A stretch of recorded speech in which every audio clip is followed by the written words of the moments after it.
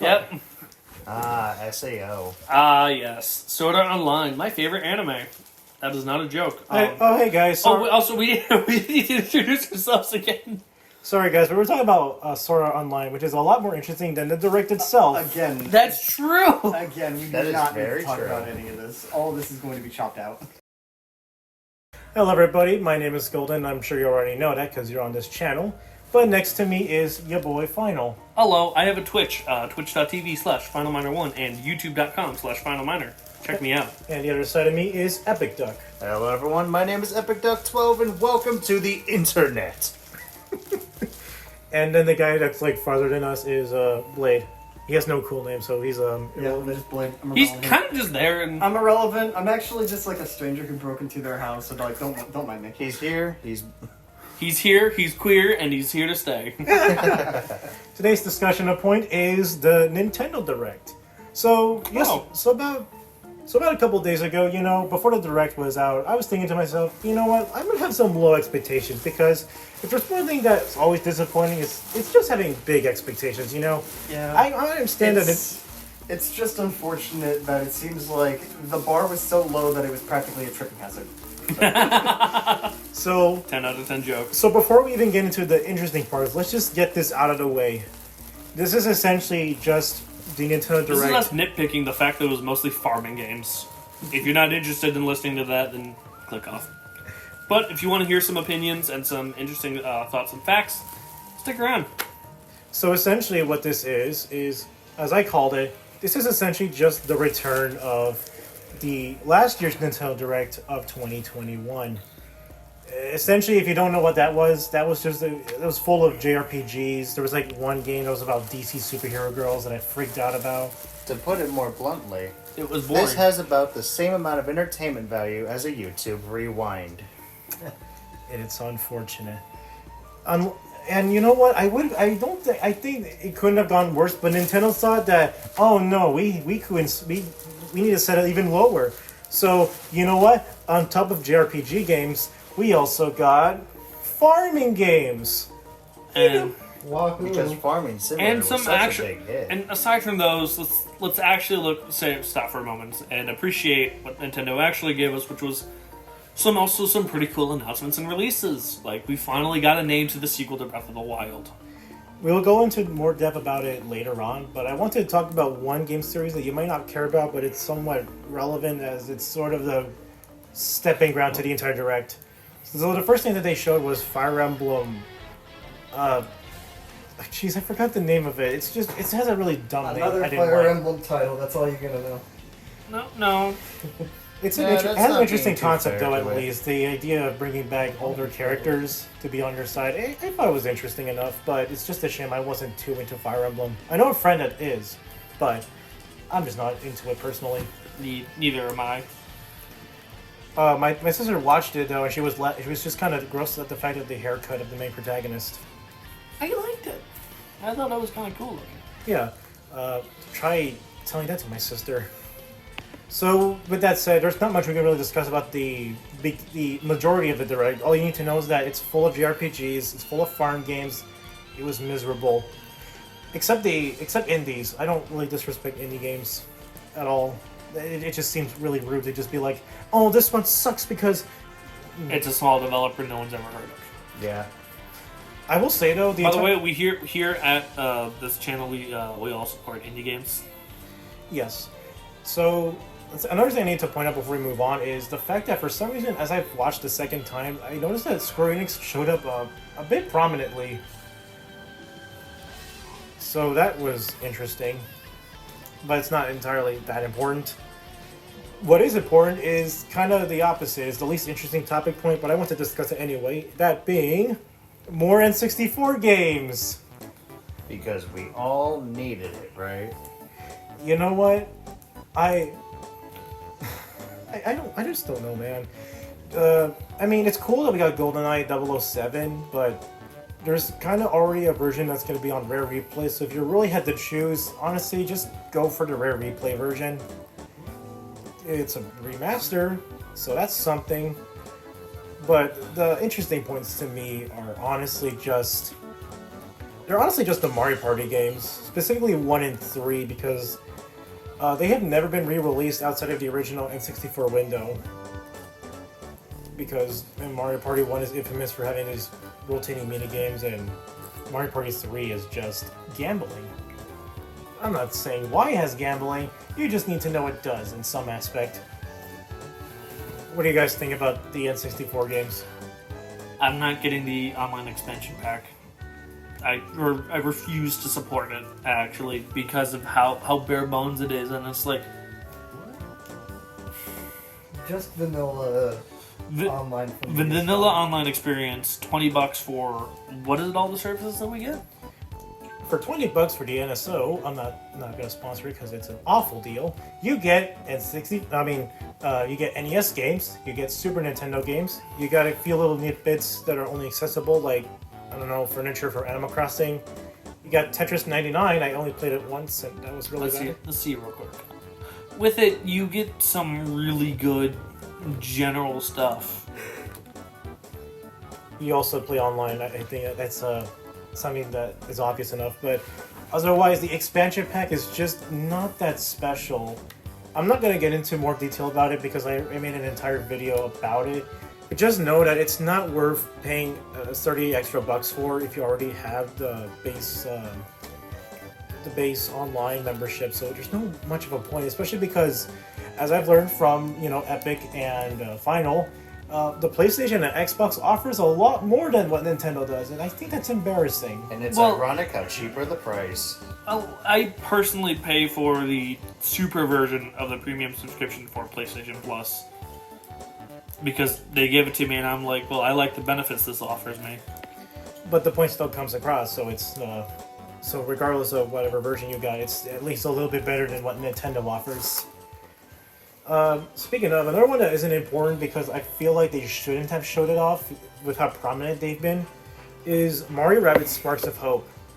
I figured that after the partner showcase they wouldn't talk about this game anymore because it was almost near release. But they just kind of showed it to the Direct and I thought, oh, okay.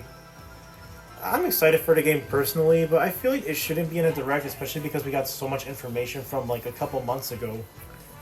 I actually kind of agree with that. Like, it's one thing to just have like an interesting, like, it feels wrong to have like a Direct without anything Mario related, but Mario Rabbids already had like an entire presentation after the partner showcase. So why would you show it again right before next month, which is when the game gets released? That's a good point. But other than that, there's not much to talk about for Mario Rabbids Sparks of Hope, other than the fact that when I get the game, Bowser's just immediately my party member. Just straight up. Funny Bowser, man. Bowser's like the man.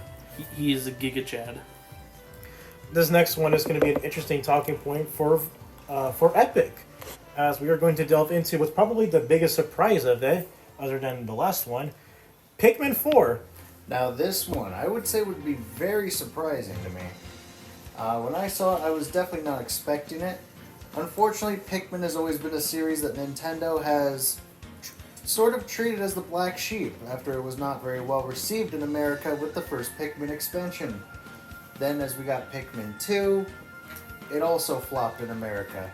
And then you had Pikmin 3, which people didn't know why they even bothered to make a third one.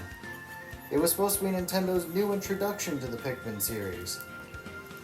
Me personally, I've always been a Pikmin fan. Pikmin 1 will always have a special place in my heart. Pikmin 2 is my all-time favorite. Pikmin 3 that's a new generation that I'm still okay with. And then I am extremely hyped for Pikmin 4. I just wish that Nintendo did more than just flash a Bulborb and then the Pikmin's making Pikmin 4. That's kind of an issue. And one screenshot of the game, by the way. One screenshot. That's kind of an issue I'm having with some of Nintendo's games. Like, sometimes you'll get a lot of information out of it. Sometimes you'll get banger informational videos, and sometimes it's just Nintendo. Nintendo being Nintendo. Like, if I'm going to pick an example... Nintendo do be doing a little trolling. If I want to pick an example, Mario Odyssey's initial reveal shows a lot of what the game will be about. And, that's good. You want to let people know what they're going to expect. But something like Metroid Prime 4 and, again, Pikmin 4... Waiting so long for information with nothing. Speaking of Metroid Prime 4, can I take the talking point? Yes. Okay, I'm gonna take the talking point. Metroid Prime 4, Nintendo said, hey, guess what? We're making this. It's a thing. And then, what was 2 years later, they're like, alright, so, well, we aren't really happy with the project and how it's turning out. So we're gonna scrap it the entire idea. I mean, great, it's going to Retro, which are the people who were behind the original trilogy? The original trilogy games and the Donkey Kong Country games. I don't know what they're doing right now, but I know it's probably good. Yeah. So speaking of something like that, when Miyamoto showed up, everybody was expecting news about the Mario movie. I wanted to make a discussion about this as well, but I wanted to wait until next year when the film gets released so that we can talk about the film. My main problem with the Mario movie right now is that we have no information about it other than the voice cast and a fucking poster with a question mark block. I mean, cool, but that's not gonna do anything. Hey. Also, let's just not forget to mention that it's made by Illumination, the guys that made the Lorax.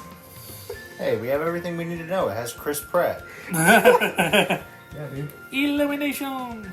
And, you know, I'd be okay if they showed us more Mario movie news, but Miyamoto decided to bait us and show us Pikmin Bloom.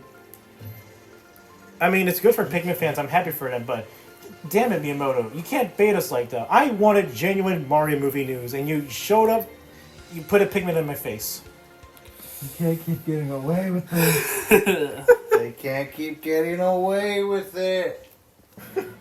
So we have our 3 talking points that are actually somewhat interesting, at least in this channel. Our first one is Mario Kart 8 Deluxe Wave 3. If I had to describe my thoughts on the first 2 waves, Wave 1 was a bit of a mixed bag. I liked the tour tracks and a bit of Chocolate Mountain, but like everything else was just, these are mediocre, just kind of eh. I don't know about your guys' thoughts about Wave 1 in general. I know you're not exactly too happy to see it return, but I for one am happy to see a return of Peach's Garden. I think it's cool, actually. I actually smiled when I I think saw it that because I was Mary like, Mountain- oh, a familiar map. I think that Merry Mountain had no reason to come back. Maybe it's just me, maybe it's because I'm gotten older, but it's just Christmas.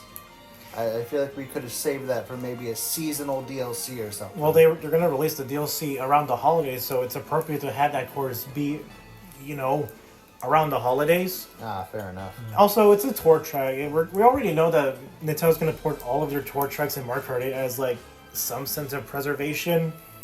Yeah, that's a... I don't know why you want to preserve garbage, but okay.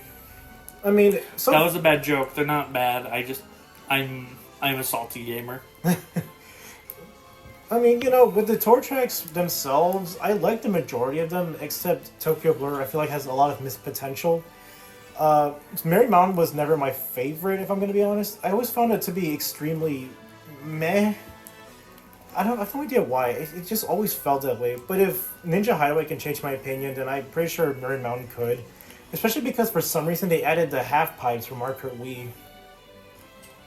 Somehow. And Peach Gardens, when I looked at Peach Gardens, I thought, oh, that's a really random try to put back, but I'm happy about it. And then I looked into it further and I realized that the hedges are gone and that it feels cursed. I'm sorry, I'm so used to the way the Wii version looks. But speaking aside from Mario Kart, we have what's personally my excited game out of it, Kirby's Return to Dreamland Deluxe. That's gonna be cool.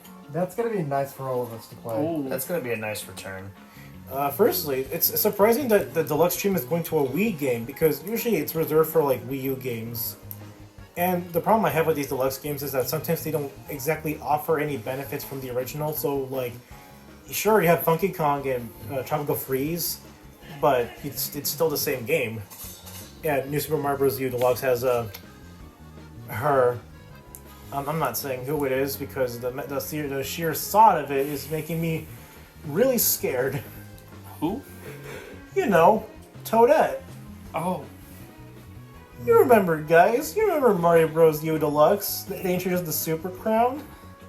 Yeah. Oh, yeah. Or did you forget about that? Because he subconsciously forgot about it, which is good. It's called repression. So the thing that caught my interest, aside from the fact that it's a Wii game being remade, is the fact that it was this choice, like this game that they chose. Like, I would probably prefer seeing the 3DS games, but Return to Dreamland is one of my personal favorite Kirby games, so seeing it being remade, it just made me smile. But it does seem like they did add a bunch of new things to not make it look like you're just playing the same experience again. Like, the new copy ability seems interesting. I don't know how you're going to get it, but I like the option to have new abilities. And the fact that you're putting in returning minigames from past Kirby games, it's nice to have. I don't think I'll play too much of these. Maybe when I have like friends around, but it's cool. It's cool to have. Let's talk about a really good and great positive as of recently. Oh yeah. Tears of the Kingdom. I'm sorry. I'm having when Nintendo keeps referring it as the sequel to Breath of the Wild and they don't have any name. You don't have a name for like 5 years straight. You get confused. You just get used to the name they presented it, so it just kind of feels awkward. It just feels like it's Breath of the Wild too. But I mean, like Tears of the Kingdom, it's gonna be good. If it's anything like Breath of the Wild, which was a great story, great world, everything was fun about it. I'd honestly argue that even as a Kirby fan, I'd say that Breath of the Wild nearly single-handedly saved the Direct, but that's still not exactly a positive I would give to the Direct as a whole. But that said, but for what it's worth, the fact that not only we got an entire name reveal, but an entire release date, without any mentions of delays, it honestly just, it's actually good. It's a good feeling. So in the general senses that we got, if we're talking about the Direct in general, again, it's a mess. It's a horrible mess.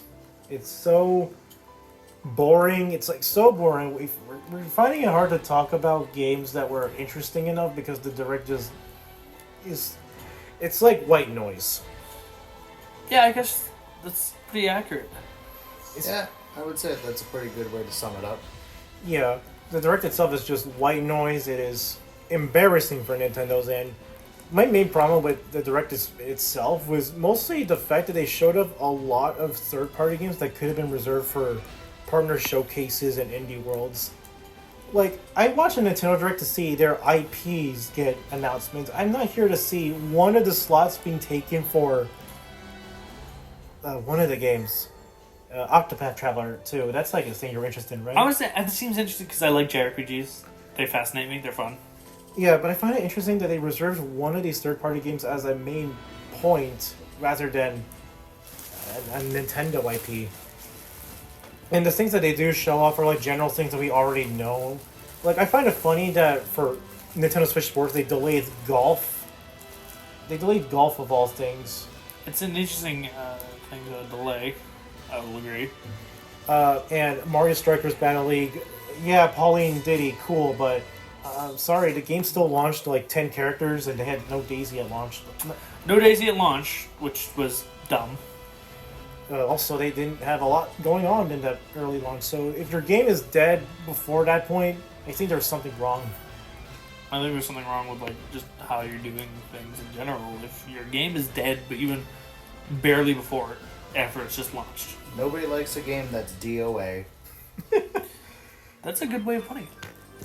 So to round up our thoughts one last time, the entire Direct is a goddamn mess, and it's honestly almost as bad as last year's September Direct. Its only redeeming qualities are the first party title announcements and Tears of the Kingdom, which looked sick as fuck, not gonna lie. I will say though, Mario Party 3 nearly tempted me to get the expansion pass, but I still remain loyal and committed to my statement that I will never buy the expansion pass for any amount, even if it has Banjo-Kazooie. Mario Rabbids Sparks of Hope is already... There's so much information about the game already that it doesn't feel like it's necessary to point out.